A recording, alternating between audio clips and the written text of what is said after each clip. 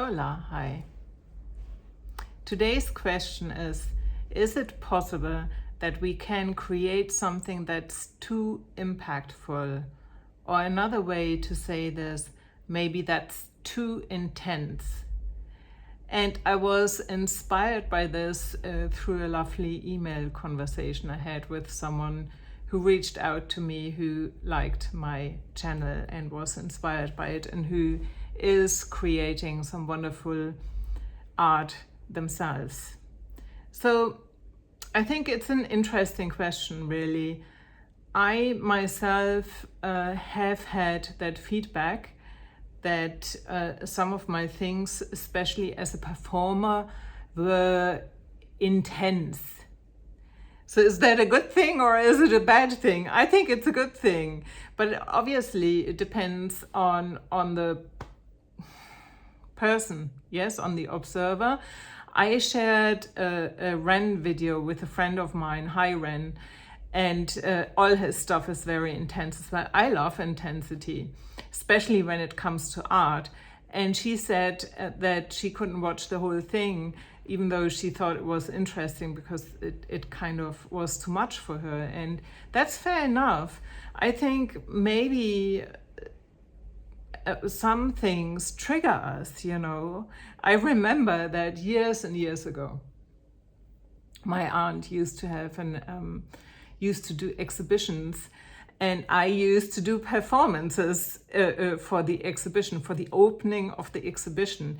And I had just come back from the training from the physical theater, and I had changed. You know, it changed me. It kind of really taught me to trust my own instincts. And so, yeah, I was more physical, of course, and it was different. And so I showed her what I wanted to do for the opening. And my aunt was totally shocked. And she said, oh, this is kind of triggers me.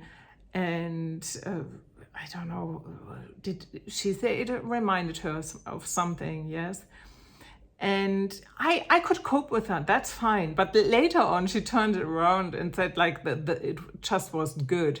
And that's where I think it's not fair. I think it's fair that people might get triggered by what we do, by our art, you know, that there's something sometimes that touches us and we just somehow maybe don't feel equipped to deal with a strong emotion. For example, if you're someone who always has repressed their anger and needs to be always a nice person, and then you see a powerful, angry piece, you might be completely triggered and it might feel too intense.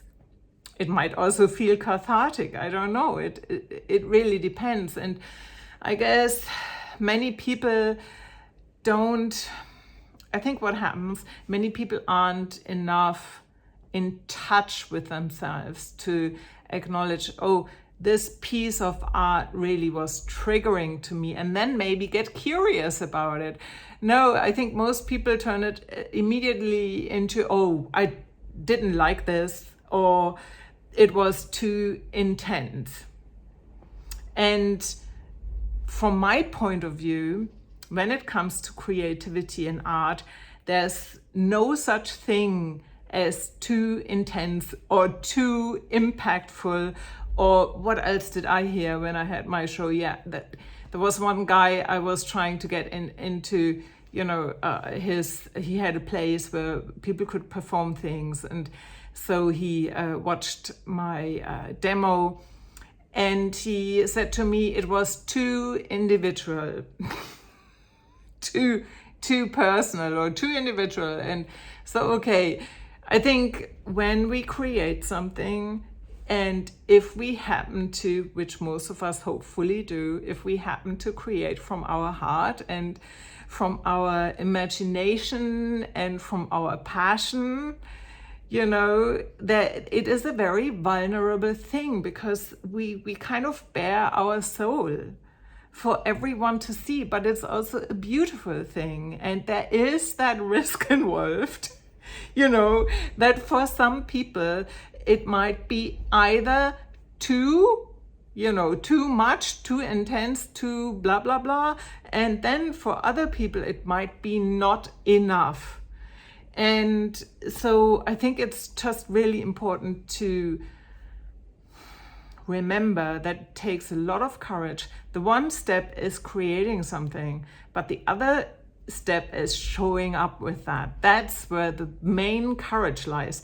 Okay, in the creating, I think the courage is that you don't get so much bogged down by your own inner critic that you can't follow your own flow anymore, and you kind of start doing what you think you're supposed to do instead of just following, your own direction. Yes.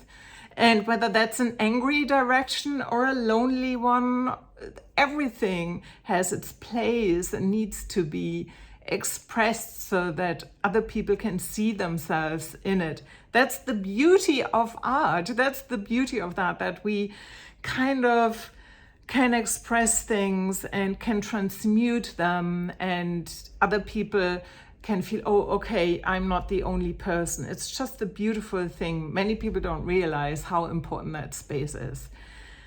But for us who create and then have the courage, I think we just need to realize there will be those people who come and say, this is too intense, or this is not enough. I don't know, too or not enough. And when that happens, we need to put it back into its place and say, this is not my problem. This is the problem of the person. And then you can ask yourself, did I create this from my heart with my passion? And when you can say yes, and then you say, did I do the best I could? And then did I have the courage to show up with that? To be vulnerable. And if you say yes to everything of this, no matter how anyone else is going to react, you can be so incredibly proud of yourself. And the people who relate to what you're sharing will find you eventually. So I want to encourage everyone, keep on being intense, keep on impacting, keep on sharing your beautiful art from your heart, and just do it and be in your own corner. Learn to, yes, the inner critic will be there, but I have it, but everyone has it. We all have it, but we can kind of, tell our inner critic to relax a little bit, take a back seat, and encourage ourselves, strengthen that voice that is actually has our back, that cheers us on, and to really appreciate, independent of how other people will react. I showed up with what I've been creating, and that's so very valuable. And the other thing, and then I will finish, I would like to say is that when we share something with someone, we kind of feel inspired by, or a friend or anyone, we likely, or sometimes even it happens when I put something up on YouTube, have a so-called vulnerability hangover, where afterwards we think, oh my God, why did I put this up there? Did that really have to go there? Isn't that a little bit too, there we go again, too not professional, or not professional enough, or too blah, blah, blah, too stupid, too wacky, too whimsical, blah, blah, blah.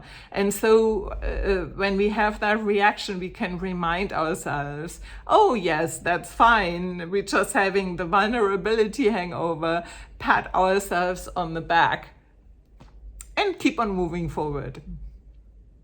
So that's it from me. That was a little bit longer, but I was really inspired talking about this. So keep on being you, keep on putting your beautiful art out there, and keep on being whimsical, weird, wacky, impactful, intense, and whatever it is. This is Anja. Follow me on the journey from hiding to thriving. Oh, and by the way, the next Dreamy Cappuccino Gathering is on the 6th of October. I put the link in the description because there's only 6 places and you can reserve a seat now. Take good care. Bye-bye.